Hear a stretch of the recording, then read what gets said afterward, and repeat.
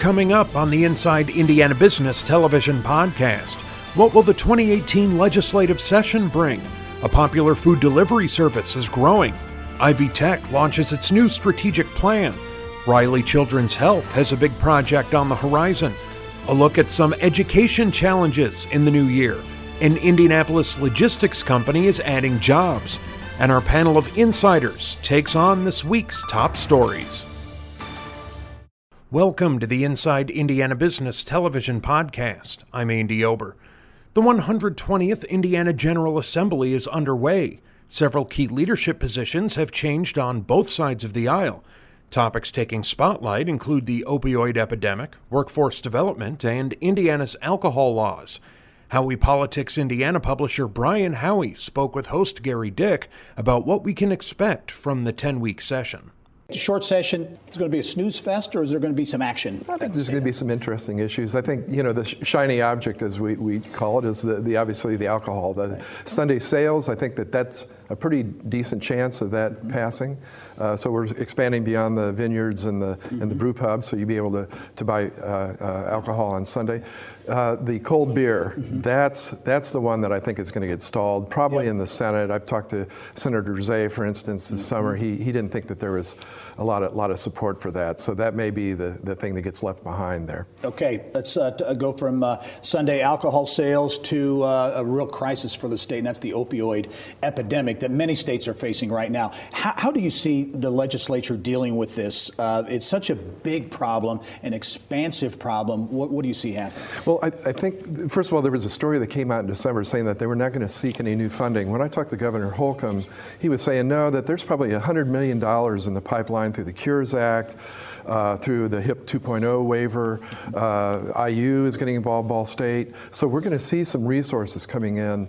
It's probably going to be, the long session, the budget session in 2019, where the state's really going to have to make some decisions on whether they're going to put, more funding into that. And we're going to need it. I mean, Drug Czar Jim McClellan is telling us that we're not even close to reaching the peak of this crisis. And it's swamping everything from county jails to ERs to schools that are being flooded with special need kids being raised by their grandparents. Yeah, do you sense that at the State House, at the legislature, there's an understanding of the depth of the problem? Because as you mentioned, it affects everyone, and businesses included in a big way.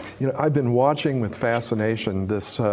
You'll see all of a sudden a spate of overdose deaths in LaPorte, and then down in Martinsville. I mean, we're seeing these things spike. Connorsville, it's happening all over the place. Any legislator, all 150 of them, no, they're seeing this in real time. Yep. Another big issue, and certainly the governor has made it a big issue on his agenda, is workforce development, training, and getting more Hoosiers skilled up for the jobs they need. How do you see that workforce issue? There's so many programs, so many things going on around the state. How do you see that playing out? The governor tells me there's 90,000 jobs that can't be filled. A lot of people can't pass a drug test.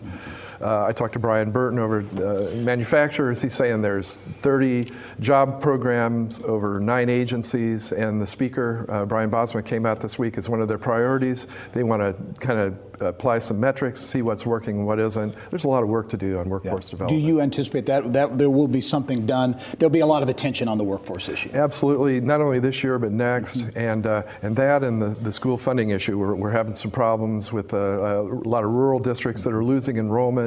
They're facing some problems. So we've got the new Senate Appropriations Chairman Ryan Mishler, who's just announced legislation this week that's going to kind of put a Band-Aid on that. Yeah, you mentioned rural funding for education. One other education issue that's increasingly getting attention: teacher shortage. That, I think, that's going to take multiple sessions. You've got to wonder what the education schools, what kind of graduates they're turning out, and whether the requirements, the tests that the teachers have to pass, whether they're too stringent. But it's real. It's real, and the state's going to have to really get a handle on that here in the next 3 or 4 years. All right. Great perspective, as always. Brian Howie, Howie Politics Indiana. Should mention you've got a new mobile app, right? So you've got some things happening. You can go to the App Store, download the HPI mobile app, and you can get news in real time on a daily basis. Great follow for our action at the State House, to be sure. Brian, as always, thanks very much. Great. Thank you. Right. Still to come, Ivy Tech has big goals over the next 5 years, and Riley Children's Health outlines $140 million plans.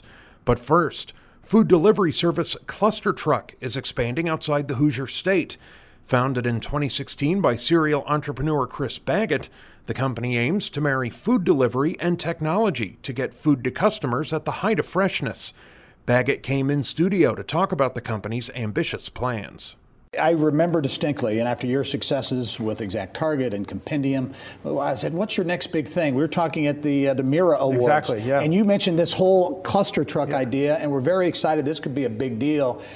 And it's happening. Thank you. Yeah, it's worked out. I mean, so far, knock on wood, but it's working out as we thought. You know, it's a huge, many billion-dollar market and growing. So, you know, our niche is really we're going to be faster and higher quality and control the entire process. Yeah. Why is this such a big market? We were talking about off camera a moment ago, cocooning and just lifestyles. Well, I think two general things. You know, we do a lot of lunch business with offices, and I think that's a big trend, right? You used to everyone to kind of split up at lunch and go out, and I think mostly people are having lunch meetings in now. Mm-hmm. People like Cluster Truck because it's reliable, fast, quality, and they can get what they want. You don't have to all pick one menu and say who wants subs today or who wants pizza today. Everybody gets what they want. For those who don't know, talk about the model, because this is a food company on the one hand, you're making food, delivering food, but really at the core, it's a technology company. That's right, yes. You know, we sort of set out to solve a couple of technology problems with food delivery. One is, why can't you get a good hamburger delivered? And it's a time problem, right? A 10-minute-old hamburger doesn't taste good. So we need to solve that. So what we do is we don't cook the food until we know exactly where the delivery person is. If that delivery person is 12 minutes from the kitchen and we know that that hamburger takes 3 minutes to make, we don't start cooking it till he's 3 minutes from the kitchen. Mm-hmm. Talk about expansion, because big expansion. You're in Indy and Bloomington here in Indiana, but have recently expanded into Cleveland and Columbus, Ohio, Denver, and Kansas City. Exactly, and they're all going great. We've got amazing culinary teams there, and you know, we're looking for very similar type urban communities where we have a lot of millennials, a lot of offices, a lot of young technology companies, and you know, the kind of customers that we replicate here in Indianapolis, and so far so good. Yeah, and you are not finished growing. You have some plans for this year. Absolutely, yeah. We're looking at, you know, we're going to Minneapolis, we're going to Fort Worth, Denver, Charlotte, Atlanta, looking in Chicago hard, you know, so we'd like to get 20 open in 2018. Wow, that's aggressive. It is aggressive, and we'll see if we get there, but that's the goal. Talk about the keys to that continued growth. What are the opportunities? What are some of the challenges you might face? Well, you know, a big challenge we have is with the real estate, you know, finding exactly the right place that's close enough that we can do our 6-minute delivery limit, right? We never take your food longer than 6 minutes. So we've got to be close into downtown, but still have room to maneuver all our delivery vehicles and things like that. Yeah. All right. Very good. Chris Baggett's the co-founder and CEO of Cluster Truck. Another success story on your hands, continuing to go in 2018. We look forward to following the story. Thanks so much, Gary. All right, Chris. You can catch Inside Indiana Business Television on stations throughout the state every weekend. Head to InsideIndianaBusiness.com to check listings. Later in the podcast, a new health center on the horizon for Riley Children's Health and critical education issues in 2018. But now, Ivy Tech Community College has kicked off its new 5-year strategic plan called Our Communities, Your College. The school's vision is to see its students earn 50,000 high-quality certifications, certificates, and degrees per year, aligned with workforce needs. Ivy Tech President Sue Ellspermann joined us to talk about the lofty goals. Big plan, and you've really been focused in a big way on this for some 18 months now. 5-year strategic plan. We'll get into specifics, but at its heart, what's the goal here? Well, it really is to get to those 50,000 degrees and credentials a year to meet the needs of Indiana's workforce. So we aren't making up a number. This is really based on both the Lumina goal, which says the kind of educational attainment Indiana's workforce needs to have, what Hoosiers need, aligned with what employers need. And we know the tens of thousands of those middle skill and above jobs that are going unfilled every day with our employers. And so this plan aligns and places our goal, our big goal, at 50,000 degrees or credentials a year. Today we're at 21,000. Wow. So it's a big lift, big jump, but very much what Indiana needs of a big community college system like Ivy Tech. Yeah, and when you talk about these middle skill jobs, you're talking about more than a high school degree, Correct. but necessarily less than a 4-year correct. degree. These are jobs, and you're really going to be focused, aligned, if you will, with these higher paying jobs, right? That's right. High wage, high demand. So we very purposely, in every community we serve across the state, we identify what those high wage, high demand jobs are. We've done that with Department of Workforce Development and the Governor's Office. You've heard about next level jobs, those 4-flame and 5-flame hot jobs. Those are the ones that we're speaking to really make sure that we're fulfilling the needs of employers while giving Hoosiers prosperous future. So these are good jobs. You mentioned the term alignment. Is that a key here as you talk It about really the is. needs of employers, what they need, and Yes, it lining is. them up with And that's a offerings? community college's mission. It's to serve that need of upskilling a workforce while also providing the transfer opportunity for our students to 4-year institutions. So we do both, but we cannot ignore that our high priority is making sure we're meeting the needs of employers in each community, which is different across the state of Indiana. Lots of moving parts to this 5-year strategic plan. Give me a few highlights and how you're going to get to that goal of 50,000 certifications annually. Yeah. So one thing we don't even track today is something we call industry certifications. Those are things that come along the way of the training, like a welding certification, or it could be a tech certification for Microsoft or Cisco or some other. So those certifications should count, and we'll begin counting those. Those will be some new numbers. But things like reverse transfer, where a student can get their associate degree en route to the bachelor's even though they've transferred before they left us. That is important. Shorter term certifications that exactly mirror what industry needs. Those, we have a program called CDL Plus, which is CDL truck driver, right? But also with the logistics, additional logistics training that creates a very well qualified worker for the supply chain industry. So across there, we have strategies to help improve and bring in the recruitment part is important in working with employers to recruit in both their employees to skill up, as well as us reaching back to high schools and adult workers to come back. Only have about 20 seconds left, but the importance of the business community being engaged in the process. They have been. We had more than 200 of our stakeholders externally from all of our industry groups and employers specifically giving us feedback while we took our data-driven approach and our own internal employees, faculty, and staff.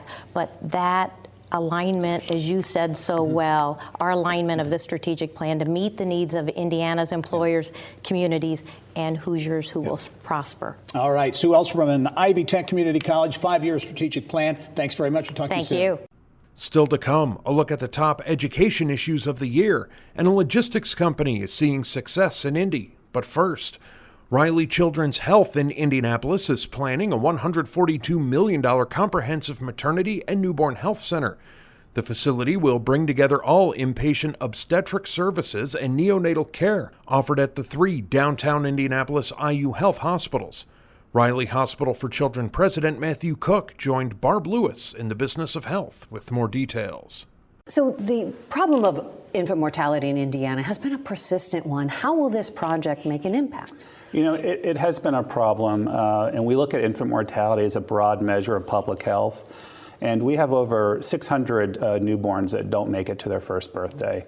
A good percentage of that is due to congenital malformations that occur during pregnancy, and a good percentage of that is due to a lack of prenatal care or prenatal risk factors. You know, women that have either high blood pressure, diabetes, other factors going on.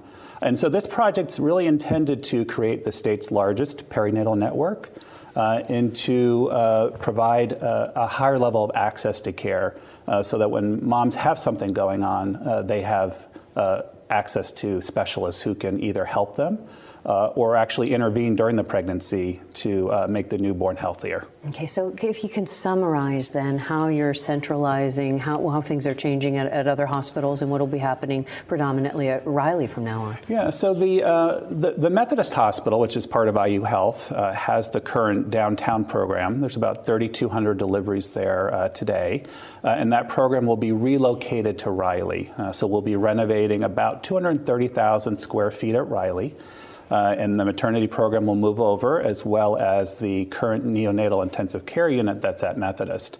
And when that occurs, Riley will have the largest neonatal intensive care unit in the state and one of the largest in the country.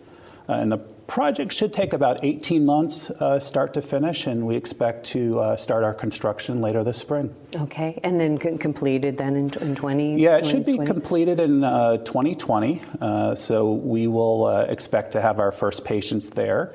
But we'll also have an outpatient presence at Riley. So we'll have our fetal center at Riley on the 4th floor of our Riley Outpatient Center. That'll be for moms that have received some sort of congenital anomaly diagnosis in the unborn baby, and that's where we'll be providing outpatient services as well. Okay, and in the interim, in those 18 months, how much of a disruption will this be? Well, you know, it is a complicated project. We have to relocate a lot of physician faculty that are currently occupying the space that we are renovating. So that's the first domino that has to fall. They will move, and then we'll start the renovation project. It is sort of a cordoned off area of our campus. So from the perspective of what we do today, there should be relatively minimal disruption. Okay, well, we're always interested in jobs as the business program. So let's talk a little bit about the effect of centralizing these services then on healthcare personnel. Yeah, so the majority of the staff will be transferring over from the Methodist campus. We will be adding a modest number of jobs when the project is completed, primarily for support type of services that we need to scale up because of the higher volume. Okay, and then Riley Hospital is always known as has the reputation of taking care of the sickest of the sick children. And I was just wondering, with this project, as ambitious as it is, what might this do for the reputation of Riley to have it more consolidated, if you will, or centralized is a better word? So, you know, we view this as a natural extension of what we do today. And the practice of medicine has really changed over the last 20 years. And our first contact with a patient now is more and more often with an unborn child, you know, when a woman becomes pregnant. And so we see this as a natural extension to what we do today to partner with women to make sure that they have a healthy pregnancy. That they have the best care available to them so that when their child is born, that everything has been done that can be done to make sure that that child is healthy. Okay, so the intervention, and because of the advances in science and advances in technology, you're going further and further back to take care of that child? We are. We're pushing the boundaries. There are interventions now that we can do at 21, 22 weeks of gestation. And 20, 30 years ago, we didn't do that. And that's why this project's actually very important for us as a children's hospital. We need to be able to provide that advanced care for a mom and her unborn child. All right. Well, Matthew Cook, thank you so much for taking the time to be on our program this week. Thank you for having me. You're welcome. Later in the podcast, more logistics growth in Indiana, and our Insiders panel takes on the week's top stories. But now, as is often the case, many of the issues facing legislators this session revolve around education. Chalkbeat Indiana reporter and community editor Shayna Cavazos joined us for our Eye on Education segment to look ahead at some of the biggest stories.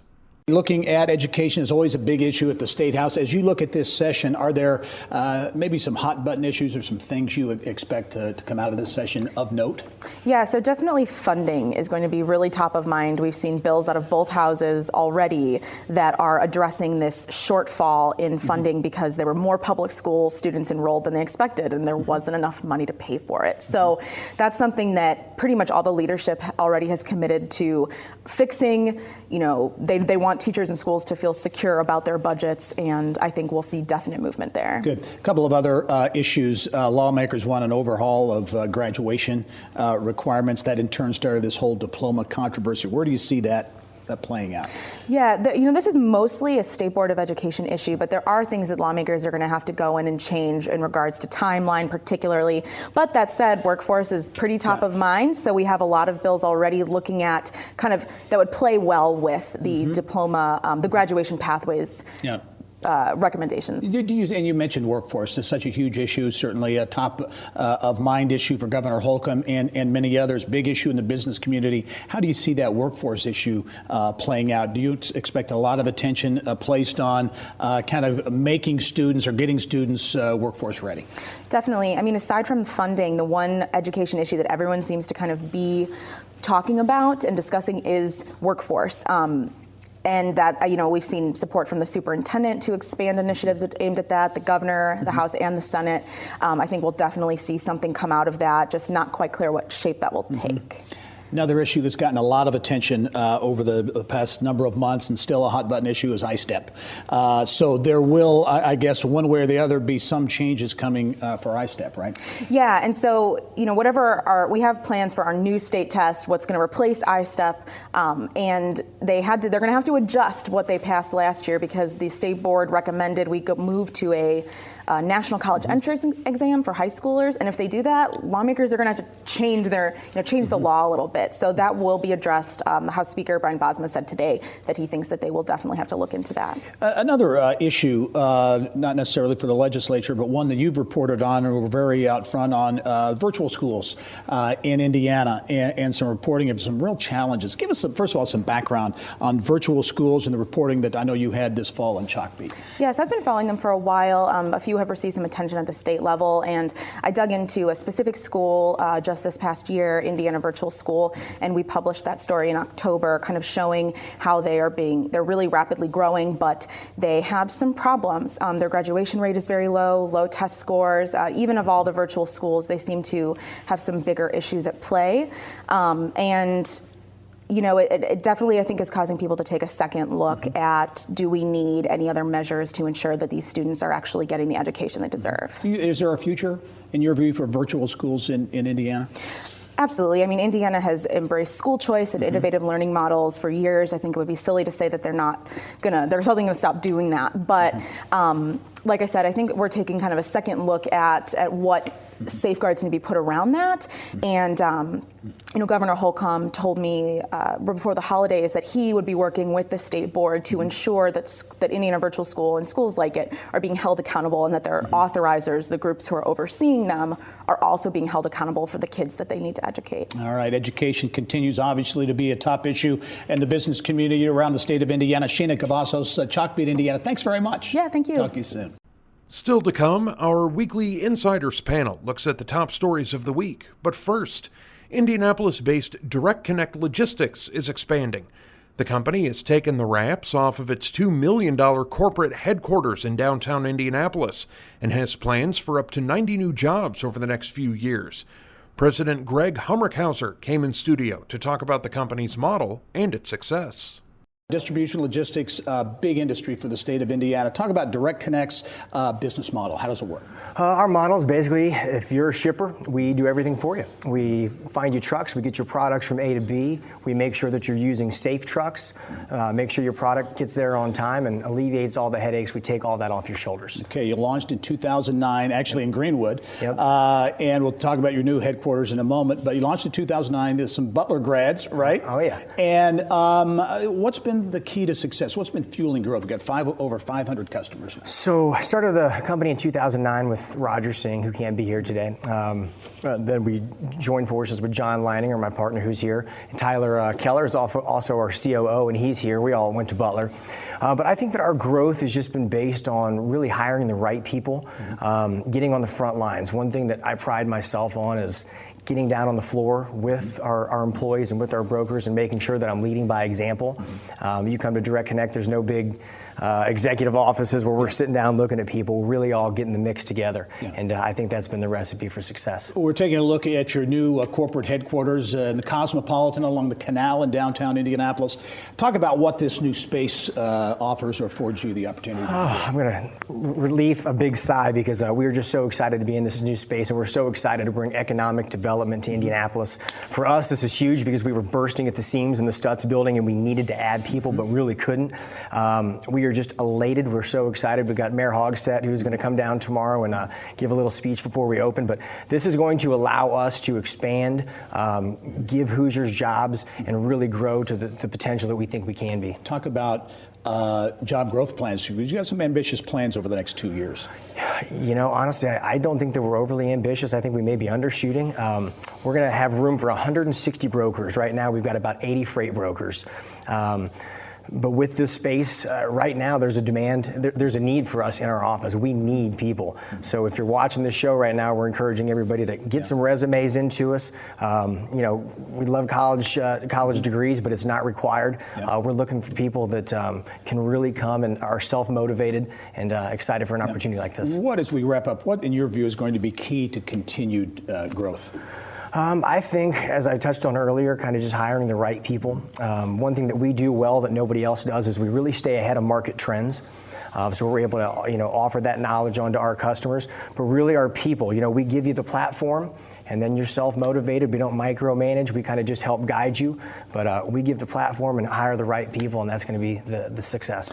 Direct Connect Logistics, new corporate headquarters in downtown Indianapolis, $2 million facility just opened. Greg Hummerkauser, thanks very much. Thank you very much for having me on. I appreciate it. All right. And finally this week, we bring in another group of insiders to offer perspective on the week's top stories. This week's panel includes First Person Managing Director Paul Ashley, Indy Chamber Chief Economic Development Officer Maureen Krause, and Indiana Chamber of Commerce Senior Vice President Tom Schuman. Brand new session of the legislature. Tom, I'll start with you. I want to get all of your thoughts on this, but short session, 10 weeks or so. What do you see, in your view, as the real hot button issues that are really going to get attention at the state? You know, one of the challenges, Gary, is House Speaker Brian Bosma has already been on record saying they don't know what the next big issue is. They know there's challenges out there. We know workforce is a crucial issue, dealing with the opioid epidemic, but in a non-budget year, there's certain limitations. We're certainly going to push for some of that workforce and some of the things to advance the technology agenda, clarify software as a service, the tax treatment. That's something that's important for our growing technology companies. That tech piece I think will be interesting to watch. And also, Tom, again, the workforce. The governor has talked about it. You've talked about it, the Indy Chamber, many others. You think that something will be accomplished in your view? Will it be? Well, I know the House is certainly focused on taking a look at, we have so many programs right now that with the money that we get from the federal government, it's streamlining those, making those more effective, and trying to make them employer driven. Really listen to the employers, to what they need, and align the workforce programs to those employer needs. And Maureen, I know we were talking off camera, and you were talking about very much connected just talent and that ability to produce that talent pipeline. It is the number one issue for our existing companies and helping them grow, and the number one issue as we look to attract new and diverse companies here. So talent is important from pre-K all the way through university and retraining of our existing workforce. So we spend at least $1 billion a year just on the workforce development perspective in this state. We need to be more effective, as you point out, more efficient, and be employer driven, but not just what the needs are for today, but what are our companies going to need to grow 5 or 10 years in the future. We need to be looking at that now, talking to companies, and making sure we are positioned to be a leader in this country on preparing the workforce of the future. Do you sense there's that forward-looking vision at the State House? You know, in talking to them, yeah, I think everyone recognizes something, that this is, we are really good at the state at identifying issues and addressing them and doing something. And I think our next big issue has to be talent. And the conversations we've had, people recognize that, so we're ready to go. Yeah, another issue that's going to get a lot of attention, certainly some headlines will be around alcohol and Sunday sales, and also expanded cold beer sales. It appears as though, based on just the chatter, that maybe the Sunday sales may happen, cold beer maybe not. These issues they brought up are the real issues that matter, but this issue is what voters seem to care about. They're consumers. Our alcohol laws don't help consumers. They help the people who make money off the sales of alcohol, and they really don't want to change it. So it would be nice to get this piece of legislation out of the way so we can focus on the true issues that make a difference. I think we were all reminded last Sunday, New Year's Eve fell on a Sunday. I think it's what 4 times every 28 years we get that nice reminder as Hoosiers why the law probably needs to change. Right. Also, I saw this week news, or in the last week or so, news that Governor Holcomb has authorized pay for performance increases of up to 4% based on evaluations that will be conducted this month. And I know as we were talking, you think that's reflective of maybe the labor market? Yeah, very much so. I mean, it's definitely a job seeker's market. It is difficult for thoughtful employers to find the talent they need, even when they've got a great culture. And so it does not surprise me that the state is making a change to wages, because they have to be just as competitive as the private employers and the government sector. We're seeing it within our compensation practice. It's very normative. Yeah, I agree. We want our state to be managed and run by the best people, just like a private business does. We want to provide the best, bang for the buck on tax dollars that are spent. But you have to be competitive, and you have to pay everything from social workers to attorneys and everyone in between a competitive rate to not only attract new people, but once again, to keep good people in a very tight labor market. Also had news this week, or in the week just passed, several cities in the headlines. Terre Haute launching what they're calling the Haute Initiative to change perceptions there in Terre Haute. Anderson marking a big year for them in economic development in 2017. The city of Indianapolis neighborhood investment of $66 million. As you add that all up and you look at what these communities are doing or need to do competitively, what's your takeaway? First on Terre Haute, that's a region that has a lot of strong assets, but no one else is going to tell your story but you. So the work that they're doing on collectively telling their story, I think will be important for them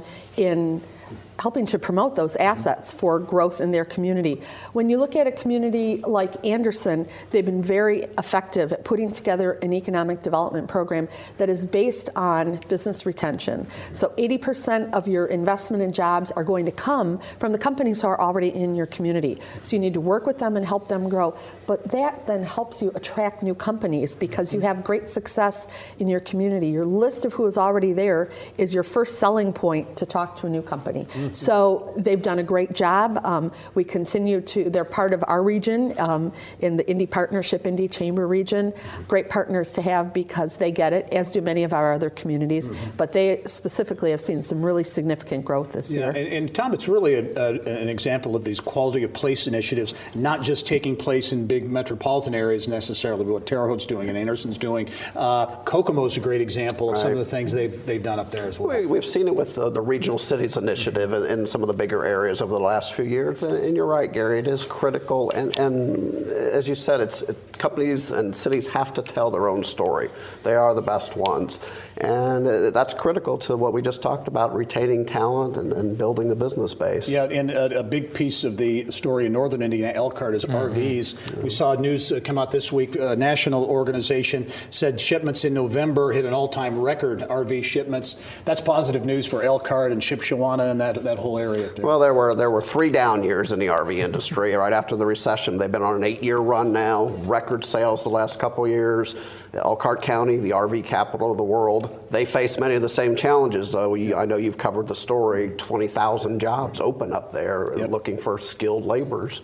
And but it's great for the industry. It's great for the community up there. But again, they and others have to continue to address those workforce. It seems the RV industry is the bellwether for how the economy is doing. It was remember when President Obama was here during the recession? They were focused on Elkhart, and now it's 20,000 open jobs. I mean, it's literally. You want to know how the economy is doing, check the RV industry out. Gone from 20% unemployment to 20,000 open jobs. Crazy. Yeah, big swing. There's been a big swing, a lot of momentum in technology, certainly in Indiana. Cluster Truck, we had co-founder Chris Baggett on the show, the top of our show this week. A technology idea, it's about food, but it really is about technology. He's going around the country right now. That momentum in Indiana seems to be pretty real around technology. So there's two things that Chris and his team are doing. One is they have great food, right? You have to have a great product. But they're using technology and his experience in technology to deliver it differently, better margins, and now they're going to different areas, different cities. They're actually getting calls from around the country. Hey, when you come into insert city here. So people are noticing, and Chris has done a great job. Maureen, what's going to be key in your view to continuing this momentum, in particular here in the Indianapolis region, for technology? Tom mentioned some of the measures, the State House that the Chamber and others would like to see passed. What's key? I think it's we've identified, but recognizing and talking about the fact that we produce a lot of this workforce for the Midwest and for the country with our universities and our tech schools here. Our challenge is to keep them here. And I think what's happening, we're seeing more of that because of those quality of life issues, if I can sort of tie together everything we've talked about. That sense of community, whether it's a charming small town that we have so many of here, or the urban environment, which has become a global trend for urbanization, when we can provide the amenities in a community that people want, people nowadays can have a job anywhere. Right. It's a life that they're looking for. And we're doing a really good job in that, from the city of Indianapolis to our much smaller towns throughout the state. That will help us create more of those jobs, attract more people, and keep more people here who graduate from our schools. Very good. Tom, last 20 seconds to you. Colts are looking for a new head coach. All eyes on Ballard and Irsay and the Colts team. Well, as we were talking coming in, this is really Chris Ballard's time to shine. Brought in as general manager. It's his hire. A lot of the questions, however, revolve around that quarterback number 12 and how his shoulder's going to be. So we'll see what happens. See how that plays out. Tom Schumann, Maureen Krause, Paul Ashley, thanks very much. That wraps up this week's Inside Indiana Business television podcast. Remember, you can find all of this week's TV segments, as well as the top business news from throughout the state, at InsideIndianaBusiness.com. While you're there, you can also subscribe to our platform of free e-newsletters. This is Andy Ober for Inside Indiana Business.